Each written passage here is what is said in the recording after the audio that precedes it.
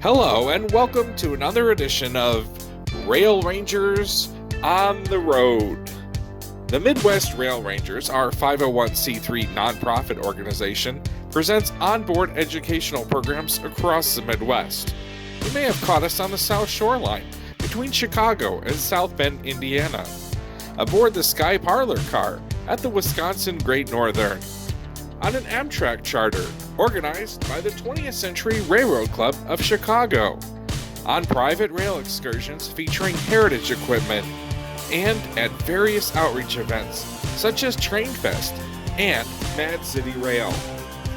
In March of 2020, the coronavirus sidelined most of our programs. After taking a few months off, we returned with virtual programs, taking you to exciting rail destinations across Illinois, Indiana, Iowa, Michigan, Minnesota, Missouri, and Wisconsin. With 2021 now here, we hope to begin the transition back to doing in-person programs. During the months ahead, though, we will continue to bring you new virtual programs as well. So sit back and relax and enjoy another edition of Rail Rangers on the Road.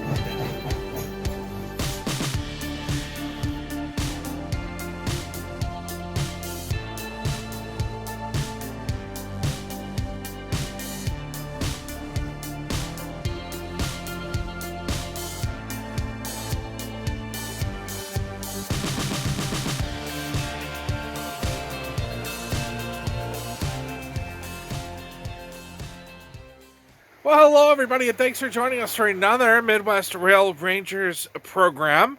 And this is a very special program. Well, first of all, we normally come to you on Sundays, and today is Veterans Day. That's right. We got our flag up for Veterans Day. Here at the Rail Ranger headquarters. I'm Midwest Rail Ranger President Robert Taborn. And I'm your educational officer, Candace Taborn, and you're joining us for Rail Rangers on the Road. That's right. And again, it is Thursday, November the 11th, Veterans Day. Even though we just did a program this past Sunday, we decided to come to you with a very special program. Candace, what are we going to be doing today? Well, we have a very special guest. Oh. His name is Ralph Wehlitz. Okay. He's a World War II veteran. Wow.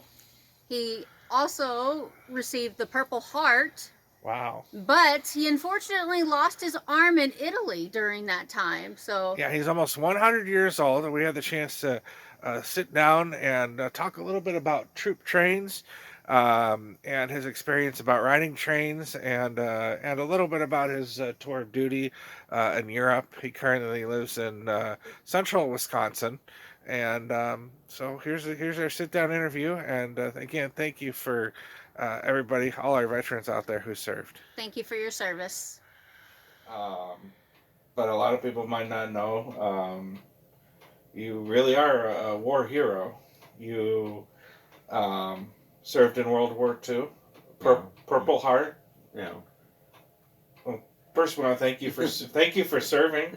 Yeah. And thank you for and agreeing to share some of your experiences. And some people wanted to know what you remember. I guess you rode the train when you went to service in the 1940s. You rode the train, and what do you remember that? Where did you ride? What was the mood on the train? I guess there's not many World War II vets left who can document and share the experience of whatever the emotion was. I guess I can't even imagine. Well, all the travel in this country was by train. I was inducted in Milwaukee, and we took the train down to Fort Sheridan, Illinois. Were we there overnight? I don't remember. I think probably we were. And then we were on a troop train again, which took us to Camp Walters, Texas, about 50 miles west of Fort Worth in the desert. It was very, very dry and sandy, and with cactus here and there and armadillos running around from time to time. And then it was 13 weeks of basic training, and then we had a furlough of, I think, a couple of weeks. So I took the train back, and I remember going through St. Louis on the train, and we didn't stop there. I don't think we stopped, but I do remember going through that maze of tracks at the St. Louis station and to Chicago, and there I changed trains for a train to Milwaukee, and then at the end of the furlough, take the train, Milwaukee Road again, back to Chicago, and there got on a troop train somewhere, and I don't remember doing that, except I know it happened there. I think I remember using Parmalee transfer in Chicago, whether it was at a later incident or at that time, I'm not sure, but I do remember riding that at some time, and then being on the troop train to initially to Fort Meade, Maryland.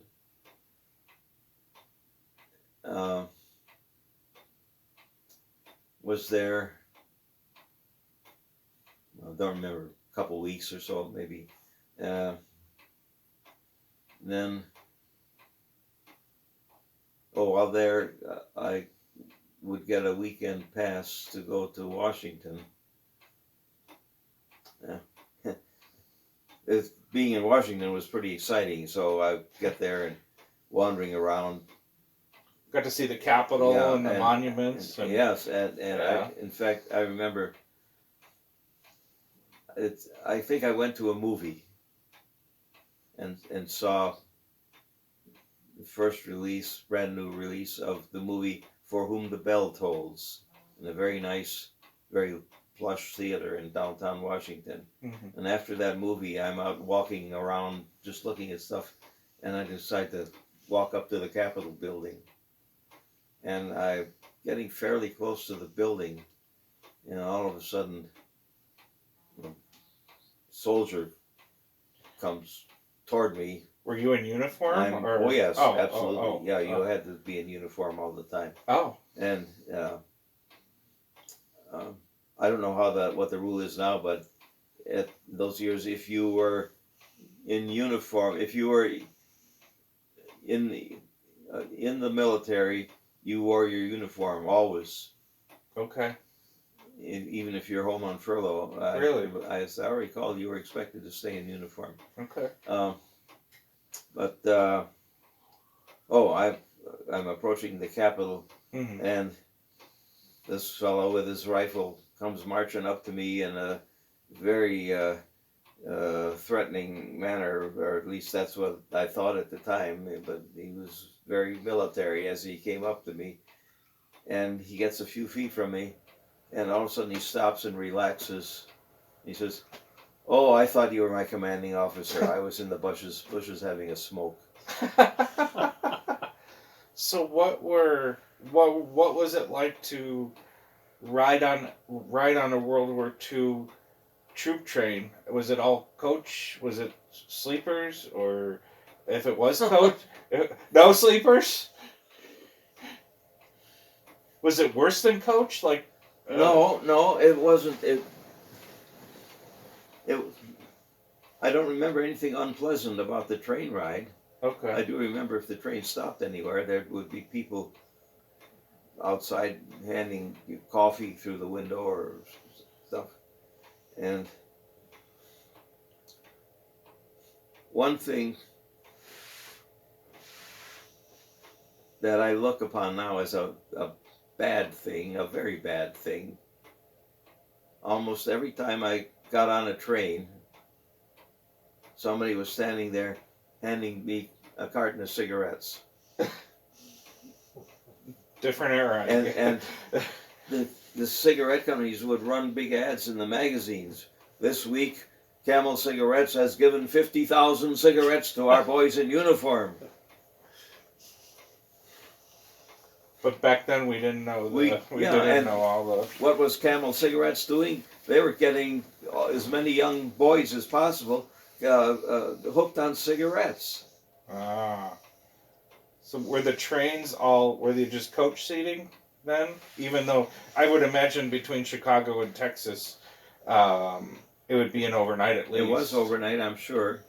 I don't remember that we had to sit up all night. I have no recollection of how that happened or what those accommodations were. What was it would almost have to have been an open section car. Okay. I'm sure we weren't in compartments. But I don't remember. Were we sitting up all night? Maybe we were. I have no idea. I don't remember that at all.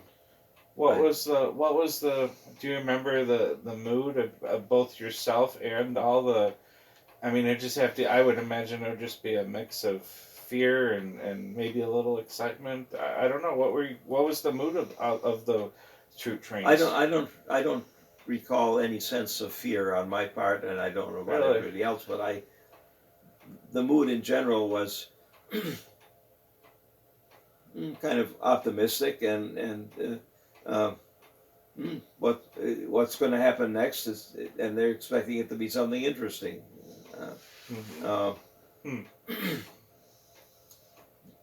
Training in Texas wasn't, well, it was strenuous. It was very, very hot when we were there, very, very hot. And part of the training for infantrymen is marching, and the marches were always done at night. After, it was usually starting around sunset. I think the first march was 5 miles. The last march before we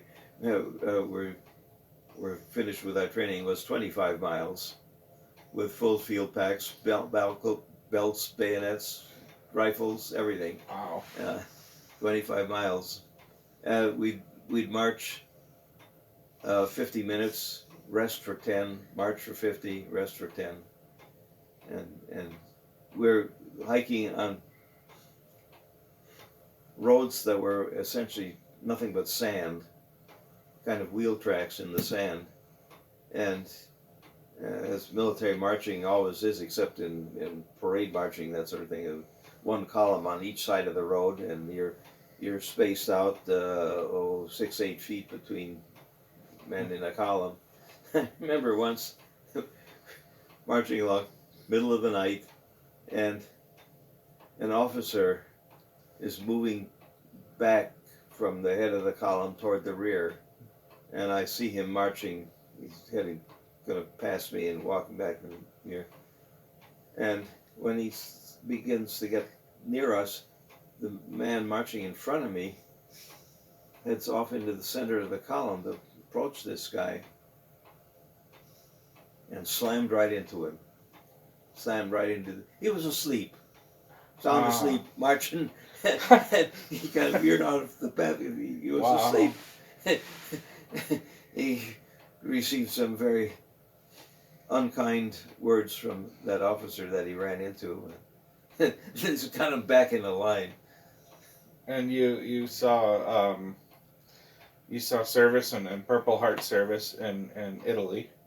Yeah, I was wounded in Italy. Was, I guess, during World War II, were there any trains operating in Europe? Or did everything come to a stop because of the war and all the... Well, troops were still moving. Troops were moved by train in Europe?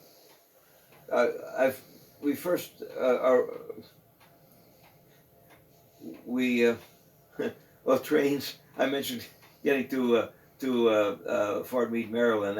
After leaving there, we went to a place called Camp Patrick Henry, and that was just a very few, 3-4 miles or so east of Williamsburg, Virginia. Okay. It's in the Virginia Peninsula with James River on one side and the York on the other, and the camp was a kind of an isolation experience. I think no mail was going in or out when you were at Camp Patrick. This is the last stop before you get on the boat, and so they didn't want to publicize to the German submarines when troops were going to depart from the country. So that was kept pretty quiet, and so we were in that camp, and lots of periods of inactivity. To illustrate that, we're in tar paper barracks, and it's swampy, and there's just duck boards to walk on from like your barracks to the mess hall or other places around it. And so this was October, so it's cool and damp, and again, not a lot of activity. I had a bunk that was at one end of this barracks building, so I had a wall on one side of my bunk, and I'm laying on the bunk one day and staring at this wall, and my eyes light on a block of hash marks, zick, zick, zick, cross, zick, zick, zick, four, then cross, five, so blocks of 5. I'm staring at that for a while. What in the world are all those hash marks for on the wall? And then my vision drops down to below that, and I read July 18th, some year date, 467 flies killed. Wow. Somebody's laying there swatting flies, tallying it on the wall. Well, the train backs into the camp, and we're boarded the train. We get about a 15-20 minute ride. We step off the cars of the train, and we're like this from the boat. We're right next to the boat on the wharf. So off the railroad car and up the gangplank onto the boat. We got on the boat on the 31st of October, Halloween. And what year was this? This was 43. 1943. And we ate our Thanksgiving dinner on the boat. So it was a pretty long ride. No airplanes taking you. No, absolutely not. No. I don't know if that's something a lot of people knew. I mean, I would thought that they would fly the troops across, but no. Oh no, I'm sure no troops were flown. Maybe the paratroopers. I don't know how far they traveled in planes, but other than that, we were infantry. We were on the ground all the way across the Atlantic. And well, yeah, one of the reasons it took us a month to get to our destination, which was the port of Bizerte in Tunisia. Yeah. Would have been what, Africa, right? Yeah, North Africa. So this is kind of halfway across the Mediterranean, or the length of the Mediterranean, and but going across the Atlantic, we're changing course every 9 minutes. We're doing this. Is it to avoid the U-boats? It takes something like 11 minutes, apparently, to line up a submarine to fire a torpedo. Wow. And so, just a little under that, we changed course. Wow. Did you ever get the chance to ride trains in Europe as part of your service? Were you transported by train, or was it too dangerous and it was mostly... No, yeah. From North Africa, we crossed the Mediterranean on a type of vessel called an LCI, Landing Craft Infantry. It was a flat-bottom boat that could run up onto a beach, and it had ramps on each side of the bow that went down, so you'd run off down the ramp, and you might end up in some water, but you're practically on shore. And we crossed the Mediterranean on one of those after sitting on the boat for a couple of days in the harbor because the Mediterranean was so stormy that they didn't want to take the boat out. As it was, when we left the harbor, uh, within minutes, practically everybody on the boat was sick and hanging over the rail. Even the crew was sick. It was a flat bottom boat, and it on this very rough Mediterranean sea, the boat would kind of come out of the water and wham, slam down on. You could feel the boat vibrate when it hit the water coming back down again. It was no smooth Hiawatha. Not like that. No, no. So we arrived at Naples the next day. I think it was a day and a half, something like that. Probably we were still on the boat overnight, and I remember approaching Naples, and it's a cloudy day, but I could see the bright orange glow of the sun over the top of the mountain, but then I got to thinking that doesn't look right. It doesn't seem to be in the right place. But it looks like the sun, this bright orange. It was a lava flow on Mount Vesuvius that I was looking at. Because Vesuvius was active right around that time, and there was lava coming down the side of the mountain. Oh, wow. It was just could see not a huge amount of it, but a very significant blob of bright orange blowing up there. We spent a night in a stadium of some kind, and the next day they put us on a train, and we headed north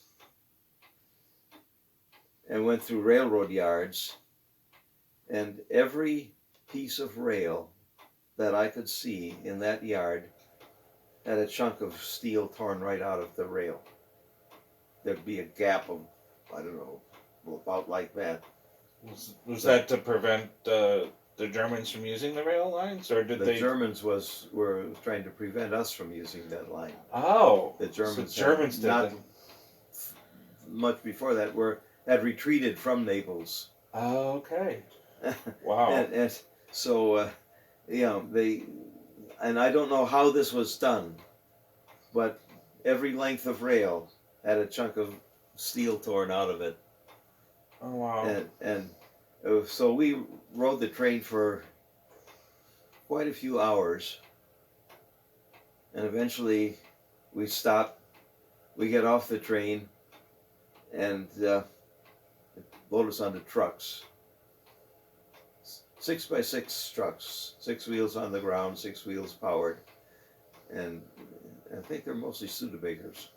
No. And so we travel for several hours by truck, and we stop, we get off the truck, and we start marching for several hours. We arrive somewhere. This is where we're spending the night. Stop here. You better dig a hole. There's shelling in this area, so and we're very tired because it's late, and we've been going all day, although not walking all day, but walked long enough so that we were really tired. But we scratched a little cavity in the dirt and laid down to go to sleep. And then a few shells drop on that area, and then we got more serious about digging a hole to protect us. Wow. And I guess there was more marching. The next day, I don't remember much about that now. It seems to me the place that we spent that night wasn't where we were dug in for a period of time beyond that. Now, the train you rode in Italy, was it an Italian train, or did they hide it from the Germans, that the Germans didn't burn the trains, or Any idea? Do you remember if it was? 'Cause I'm wondering if they You said how much they damaged the rail. I'm surprised that they had the passenger equipment. I think there was one track that was operable through this maze of tracks, and that was a track we were on. But they didn't damage all the equipment, I guess, unless they quickly built a troop train to transport you. I have no idea about that. And I don't remember what the cars were like, but they probably were not American cars. I don't think we were shipping passenger cars over there. I doubt very much if we were doing that. Wow. We shipped a lot of equipment over there, locomotives and I suppose some freight cars. But yeah, that I don't remember. And then I remember later we were at a place where we were well dug in, and we were there for, I don't know, a week, couple of weeks, some period of time. We were just in those holes in the ground all the time. We had a can of sterno, so we could heat something to eat in the can, and it was sea rations. The sea ration consisted of 2 tin cans. One was a hash or a stew or baked beans, I think. One of those three. There are 3 different kinds of cans. The other one had some dry, not very pleasant tasting biscuits. I think that's all that was in that other can. There was another kind of a field ration that had other stuff in it, but that was the one that we mostly had, as I remember, at that time.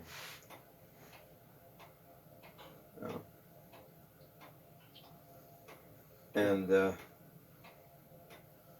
well, eventually we leave there at night or at dusk. A little later than that, it's like around 7 o'clock in the evening. We were told to get ready and we're marching. And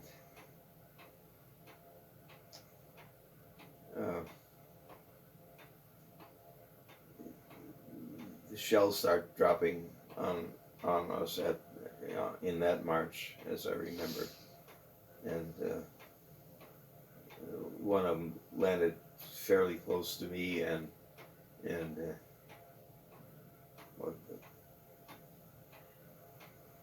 well, I didn't no great feeling of pain, but some concussions or little dazed briefly. I remember first thing that I became aware of after the explosion was I tasted blood, and I thought, oh my God, part of my face has been shot away. So I started probing around with my tongue very gingerly.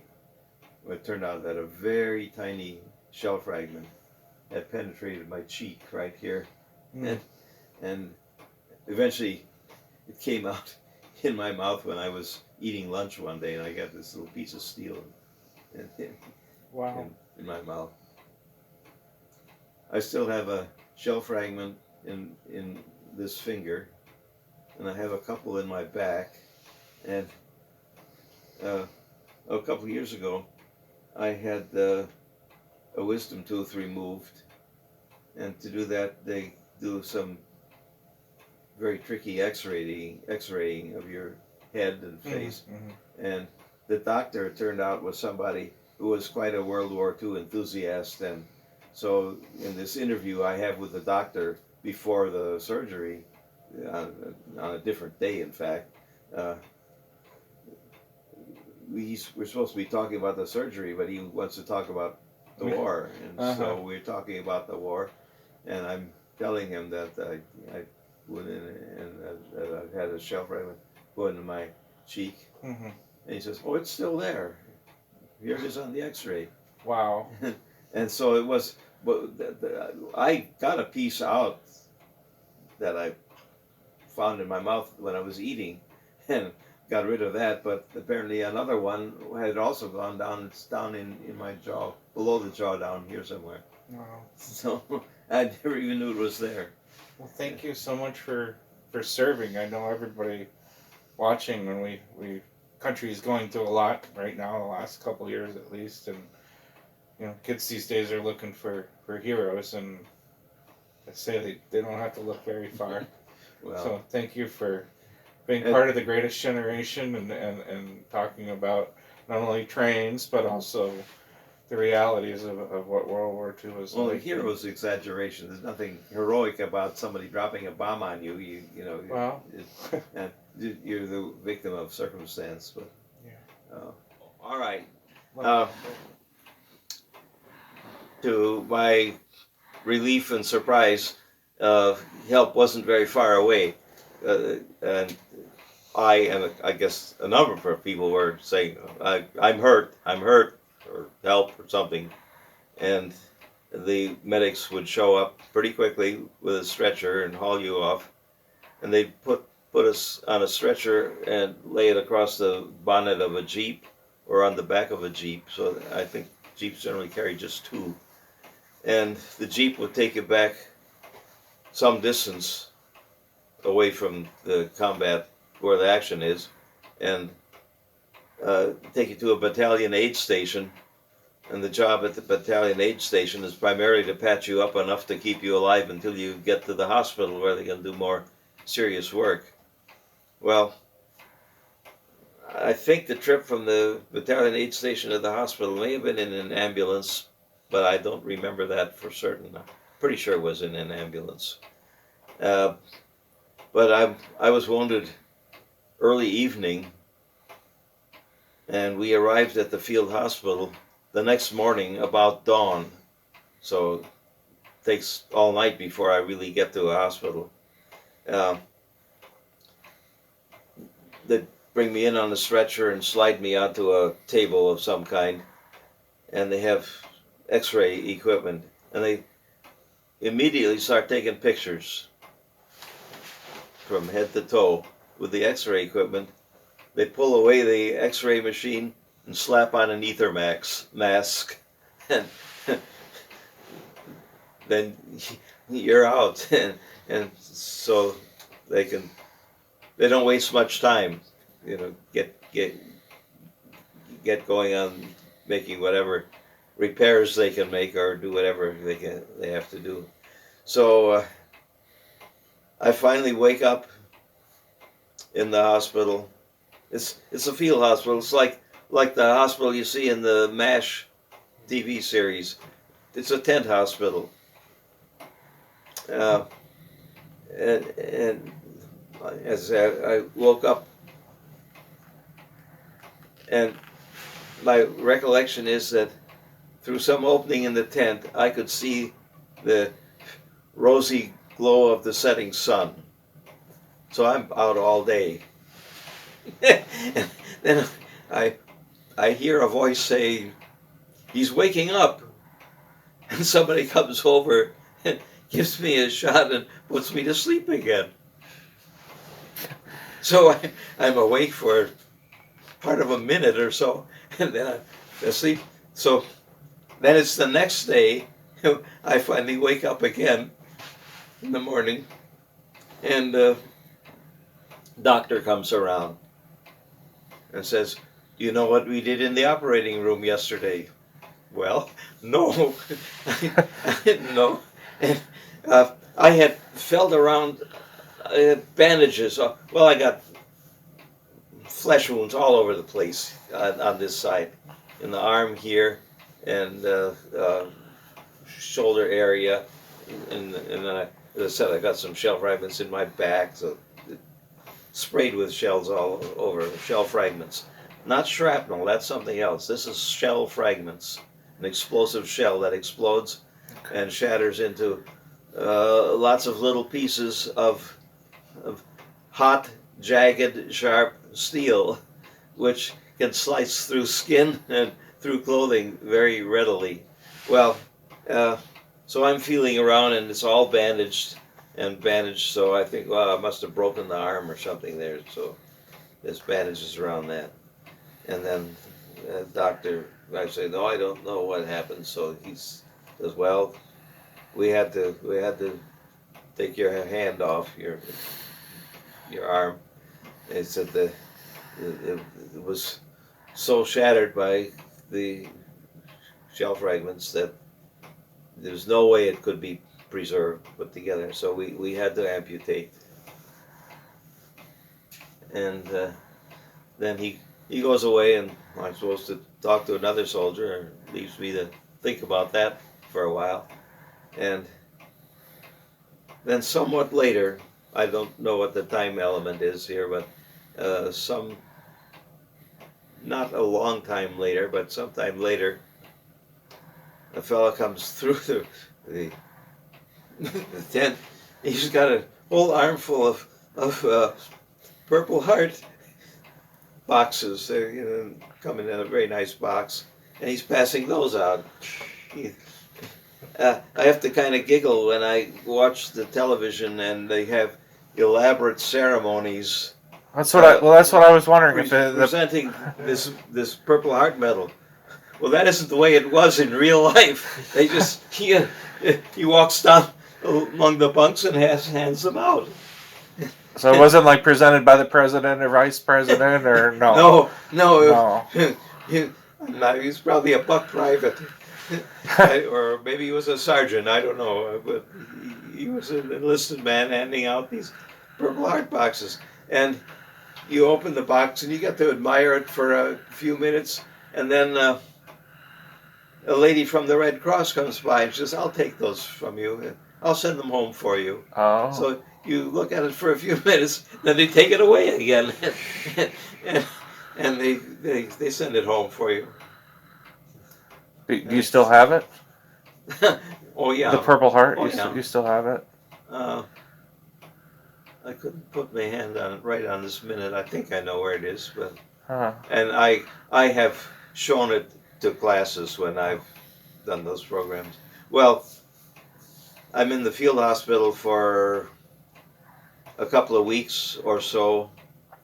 Then I'm on a hospital ship, which takes me back across the Mediterranean to North Africa, to a place called something like Mejal Kabir, has a very Arabic name, and there was a quite an elaborate field hospital there,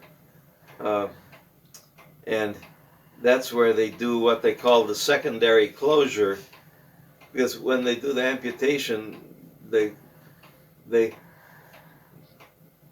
cut the flesh around the end in a way that they can form a couple of flaps and then fold that all over at the end of the stump, and that's all apparently that can't be done right away. Something has to happen first, and so I don't know, it's 2-3 weeks or so, maybe more, before they do that. And this was another tent hospital in North Africa, well away from the war, really, at that point. I remember in that hospital, a fellow across the aisle from me was a paratrooper, and he had been in the Anzio landing, which had occurred fairly recently before that event, and he had the most beautifully shined boots I ever saw, and he shined them every day. He polished those boots every day. I don't know if he's ever going to be wearing them again or not, but he was always polishing his boots. Well, I was feeling pretty good when I was in that hospital. Of course, this is fresh surgery, so there's a lot of bandaging around here and so on, and my other wounds are not all healed up by any means at that moment, so I got bandages all over. But other than that, I felt fine. I wasn't in any particular pain. I my legs weren't hurt any. I could walk around. I did walk around the camp, and it was an installation of kind of a semi-permanent nature. In fact, they did a retreat ceremony every day when they lowered the flag, with somebody blowing a bugle and the whole works. And I remember watching that a few times. And then one day I found just laying along one of the trails through the camp there, a bicycle. And I'm, like all the other patients in the hospital, I'm in GI pajamas and a GI robe. I did have a new pair of GI shoes that they issued, so I put on the shoes and walk around. But then, other than that, I'm in my pajamas and robe. Yeah. But anyhow, I get on this old bicycle I found laying there, and I rode that around a little bit, with robe flying in the breeze. But one of the nurses must have observed that, and she got an idea that did not sit very well with me.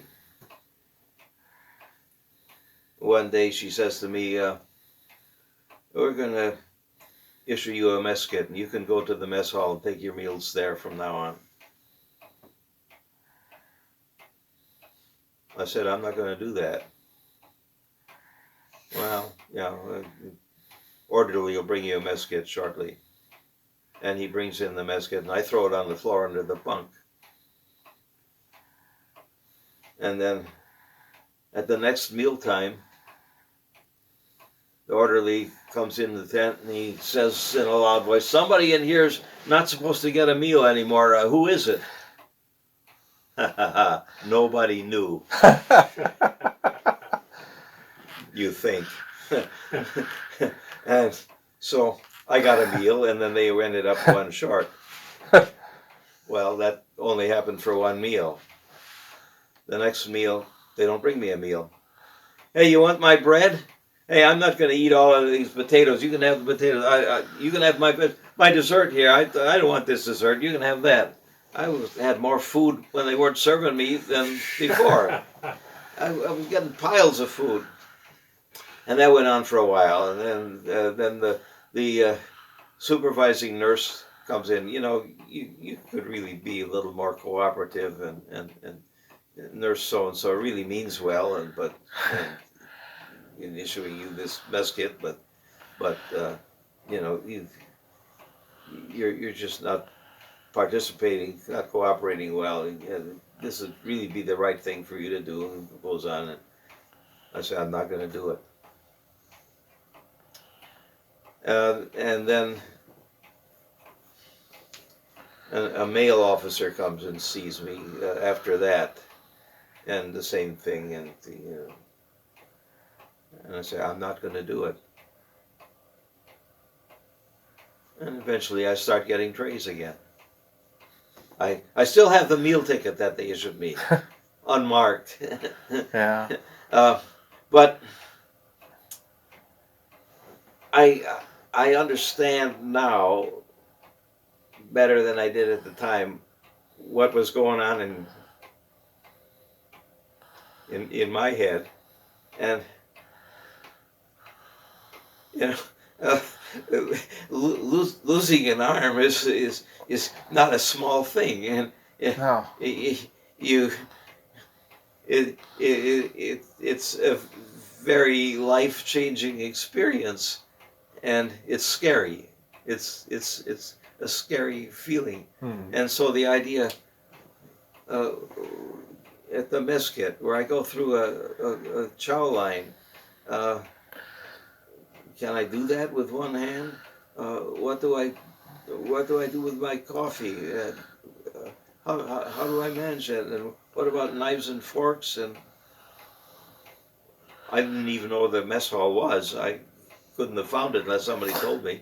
But that totally different experience was very unsettling to me, and I was filled with doubt about how to deal with that situation. And I guess, in a word, I simply wasn't ready or hadn't been prepared to go through that kind of experience. And so I responded like a little kid and just says, I'm not going to do it. What?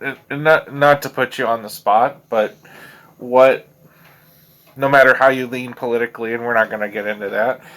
Um, the last couple years between the virus and political divisiveness and all that, our country has been through some really, maybe not World War II, but some rough times. Do you have any words of advice for our young people or middle-aged people to keep in mind, maybe for the next 20, 30 years going forward, from someone who was a veteran and who's been through so much and who served our country? What should we be keeping in mind? What values should we hold true? Not to put you on the Well, spot, but yeah, not to get too deep. But what do you feel? I mean,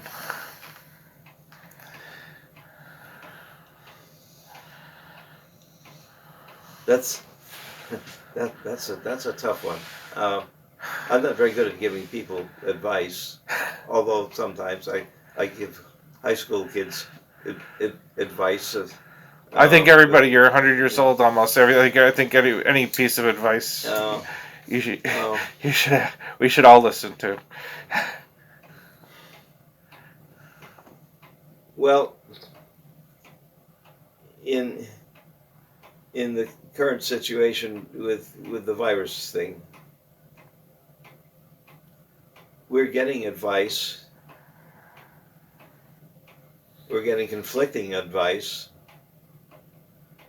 And I guess you have to evaluate seriously the quality of advice from the sources. And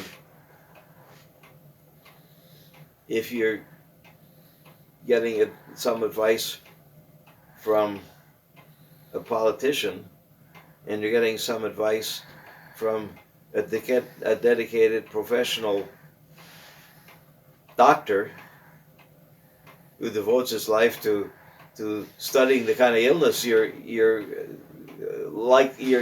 in danger of, if not already caught it. Well, think carefully about the quality of the source of that information when you decide what to do. And I guess I'd say that a lot of people in a lot of places are making a lot of bad decisions. And that's part of where the divisiveness is coming, because some people want to do the right thing and some of the people take the don't give a damn, I'll do what I feel like doing or what I want to do. And I mean, you mentioned at all these stops how people were all supporting you, even though it was cigarettes. Oh, yeah. Even though it was cigarettes. Do you think this country can ever come together the way I guess it did when it supported you in World War II? Or are we not destined? That's an interesting question. That was such a unique experience, such a unique juxtaposition of events. The people that were so quickly and suddenly thrust into the war with one single event, wham, we're in the war, and within 24 hours the president has said, this country is at war.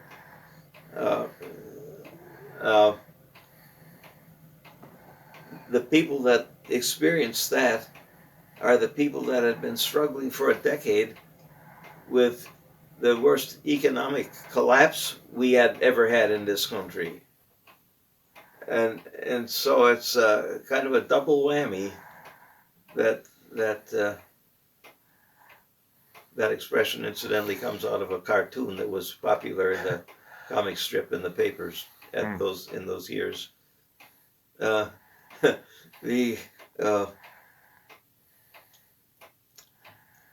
the combination of those events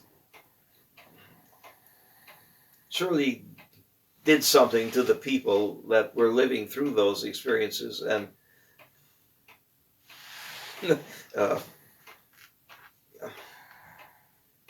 does the Depression prepare you for experiencing a war? I don't know. It's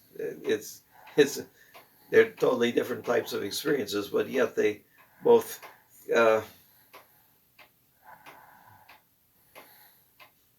apply unusual stresses to society. And why did society deal as well with the war as they did?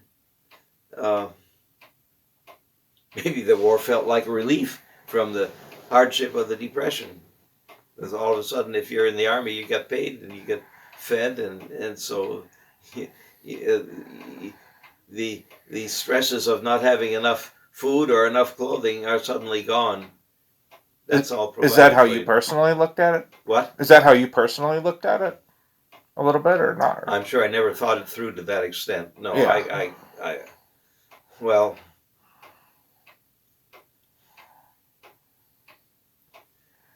no, although we had some hard times with our family, I guess I never went hungry. There was always some food for our meals. Well, when I had that paper out, that was that brought $5 a week to me or into the family. Sometimes my father would say, "How much money have you got? I need $15." So the money I'd saved up, well, all of a sudden that would be gone, or most of it. For food. Yeah. I don't think kids today understand that. Or maybe gas for the car. I don't know. Yeah, for the good of the family, not you. Yeah. Yeah. And he didn't ask me if I'd like to give up some money. He just said, "We need the money. Give me the money." Yeah. And there was no question about what I was going to do in that situation. For all the hardship and the poverty, I was always adequately dressed. Well, that's not really true, I guess. I got by, but in the winters on that paper route where I wasn't adequately dressed for that, and I can remember getting through the route, particularly when it was very, very snowy and I couldn't use the bicycle, and I'd have to walk the route, and it'd take a long time, and someone walking through snow, deep snow, and with the temperature so cold that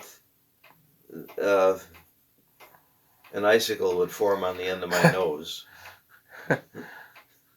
Not very big, but the how your nose runs when it's Right, cold, yeah. and the moisture runs out, and I'm too cold to take off my glove and try to fish out a handkerchief and do something. So I let it drip, and a little bit of a freeze on the end. I remember that happening, and so I'd get home from the paper and I was so cold that I couldn't eat my supper.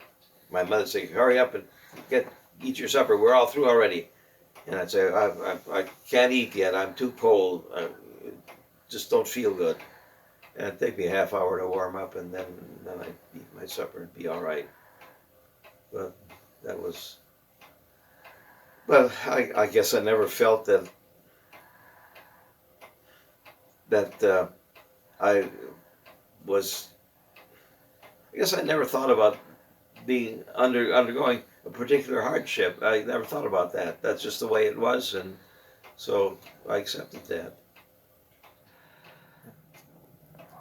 But you said you've in 96 years you've never seen the country as divided as we are now? Oh no, I can't imagine anything like this in any time in the past. That's kind of scary to hear. But Well, yeah.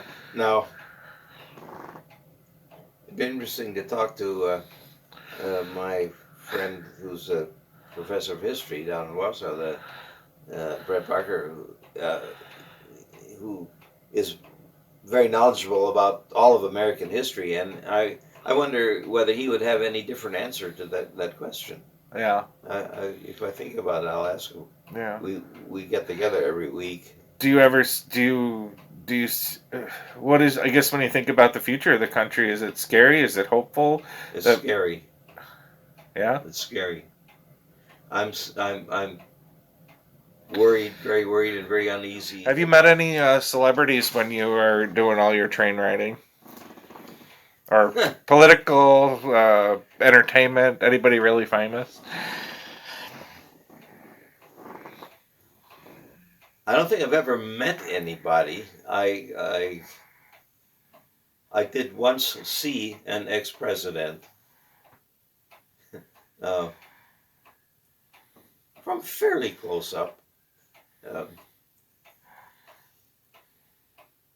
Well, it must have been. Well, it was Eisenhower Oh, when he was. It wow. was after he was president. He was in northern Wisconsin on a vacation fishing trip, and we got word somehow that he would be coming back on the train on the Chicago Northwestern, coming through Antigo on a train, and when that train was going to be there, and so I drove over to Antigo just to see and see if I could maybe take a picture of him. And he was traveling in a private car. I think it was furnished to him by the Pennsylvania Railroad. Pretty sure it was a Pennsylvania car, business car. So he had that car, and it was an open platform observation car, and it was on the end of a train. The train stopped in Antigo for a little while, and he and Mamie were out on the back platform, stood there for a while, and Oh, wow. I took a couple of pictures of them there. Would that have been a special move, or was it on the regularly scheduled train? Would you guess? I don't think it was a special move. I don't think it was. So probably a public train? I think so. What railroad was this? Well, not Northwestern. Oh, Northwestern. Was he going south then to Chicago, or? Yeah. Okay. Was there a lot of security or on the train, or I'd imagine? Well, you said ex-president, so this would have been, I guess, I after. didn't see any evidence of Secret Service, although there maybe were some around there, but I wasn't even thinking about that at the time.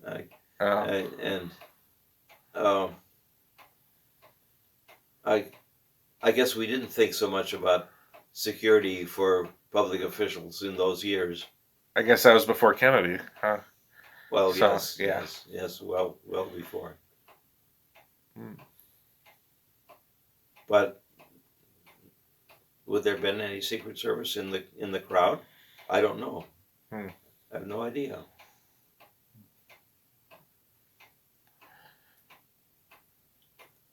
Very cool. Somewhere we have a nice picture of FDR's campaign train in 1932 coming into Milwaukee. And Did you see that? Did you go to no, that? I didn't see it, but Oh. I've seen a picture, Oh. and it's the train just rounding the last curve to come into the train shed, and there are 3 or 4 men standing around. They're in suits, well dressed, and they're just standing there. And off in the distance on the other side of 3rd Street, there's a huge crowd of people that are held back there. And who are these guys that are standing around near where the train is pulling in? Well, they're obviously Secret Service. They have to be. You don't see bulging pockets in the picture. Wouldn't reveal that, but they're probably there because just very briefly before that, there was an attack. FDR and the mayor of Chicago were riding in an open car in a procession in Chicago, and I think the mayor may have been killed. I don't remember. The mayor was shot, and FDR wasn't. Wow. I didn't know about that. Wow. All right, what a touching and very special interview with Mr. Ralph Wehlitz. And wanted to mention that Ralph is also a very interesting guy. We didn't have a chance to get to this for this program, but he has one of the largest, get this, one of the largest collections of railroad memorabilia, private collections in the state of Wisconsin. Wow, He's pretty been cool. collecting railroad memorabilia since the 1940s. So what we're going to do in January and in February of 2022, coming up here in just a couple months, we will be doing a three-part series where Ralph is going to take us, we're going to spend about 3 hours with us, and we're going to break it into 3 one-hour segments. That's pretty cool. We've never done a 3 series, have we? No, this will be, but he's got such a cool collection, and he's got so many cool stories. So if you enjoyed Ralph Wehlitz, he'll be back for our programs. Let me look at the dates here. January 23rd, February 6th, and February 20th of next year, 2022. We'll be doing our programs with our series with Ralph, and we'll get a full tour of his whole house, and he's got a lot of really cool stuff and a lot of cool stories to go along with it. So Ralph will be back in a couple months, and we'll be back at about 3.5 weeks. That's right. We're going to take a little break for Thanksgiving coming up. So happy Thanksgiving, by the way, because we won't see you. That's right. Happy Thanksgiving. Eat lots of turkey. Gobble, gobble. And what's our next program? It's going to be December 5th. Okay, Sunday night, 7 o'clock. That's right. All right. We're going to take you to Racine, Wisconsin. Oh, I know where that is. We do. Yeah. For a guided tour of the Chicago Northwestern Depot there. Oh, that'll be exciting. I didn't even know that the Chicago Northwestern Depot still existed in Racine. It sure does. And that was only, 10, 15 minutes from our old headquarters in South Milwaukee? That's right. All right. So we'll see you again. Happy Thanksgiving. We won't see you again because we did almost 2 programs here, almost back to back. Again, next program, December the 5th in Racine. And we'll see you then in about 3.5 weeks. And again, thank you for your service, veterans. Thank you, veterans.